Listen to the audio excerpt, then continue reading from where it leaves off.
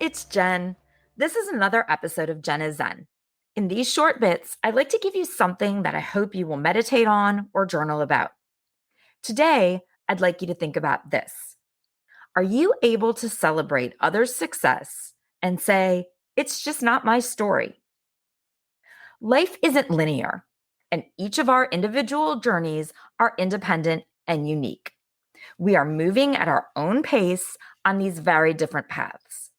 So often, we look at everyone around us, and instead of being happy for them and for their accomplishments, we internalize them and make them about us not having the same or not accomplishing the same. When in actuality, their story is completely separate from ours, and we can only be truly happy when we realize that one does not impact the other.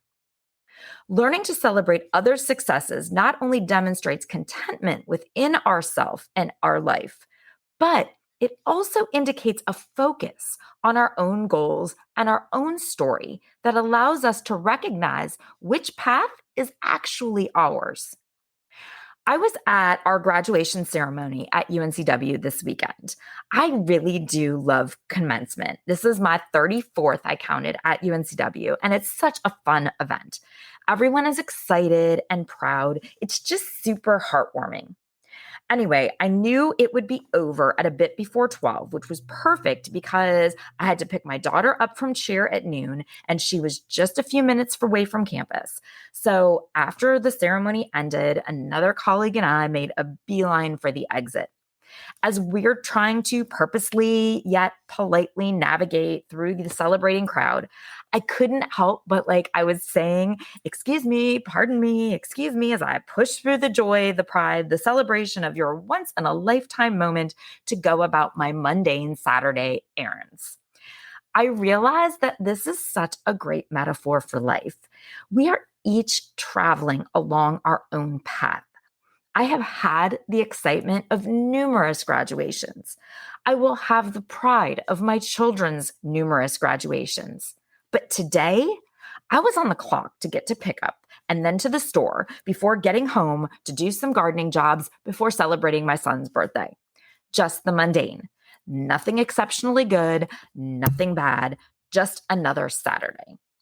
Yet for today, their hearts were bursting with joy and with pride. They were stopping everything else to celebrate this huge milestone.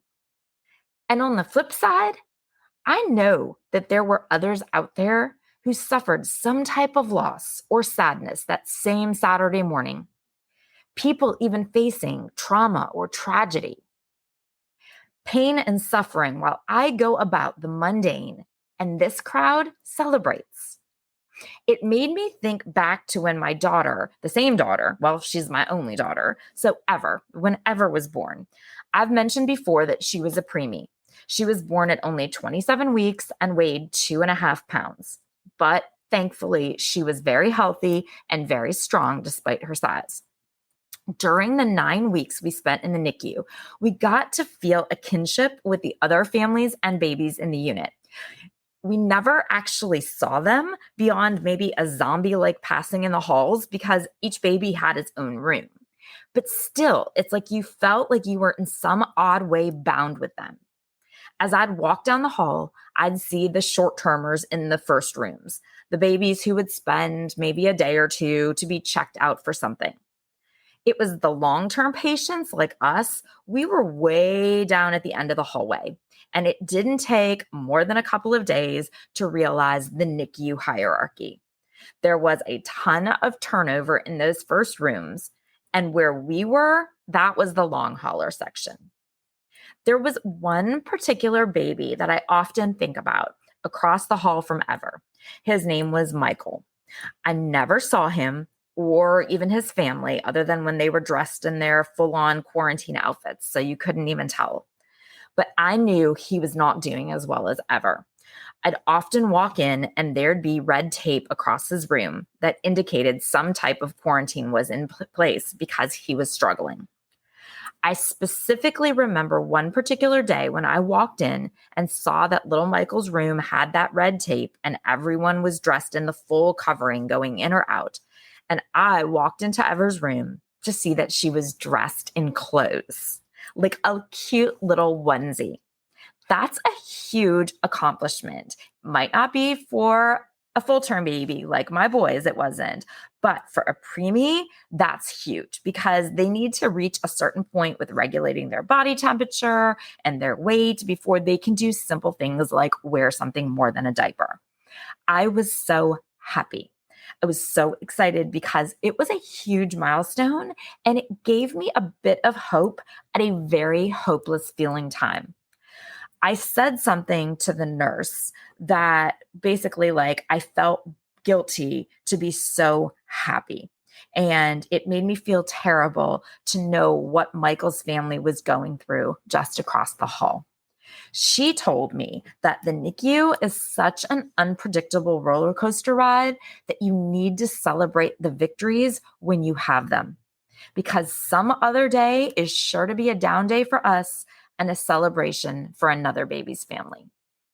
This too was a good metaphor for life because our journeys are also nonlinear, just like the NICU. We have our ups and our downs, our twists and our turns, and we absolutely need to celebrate the successes to allow us to get through those dark days. And on our dark days, well, those are going to be someone else's successes, and their success isn't our failure. Our lives and their lives' trajectories are completely independent of each other. We are not in competition with them. We can celebrate their wins and still strive to reach our own goals, which will be just as exciting when we get there. And when we do have something to celebrate, we can't feel guilty about our fortune because we never know what is around the corner. And so we need to enjoy the good while we have it. So today, can you genuinely strive without any type of jealousy or envy? Can you celebrate others' success and say, it's just not my story?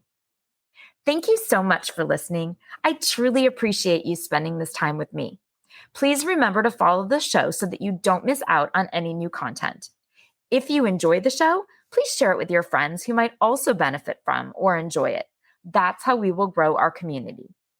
And if you might consider, I'd love if you went in and rated it 5 stars, Avi, and write a review because that will also help others to find us too.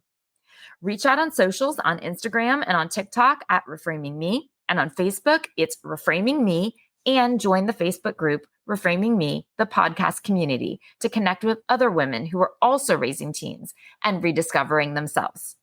Until next time, be well, communicate, and enjoy the ride.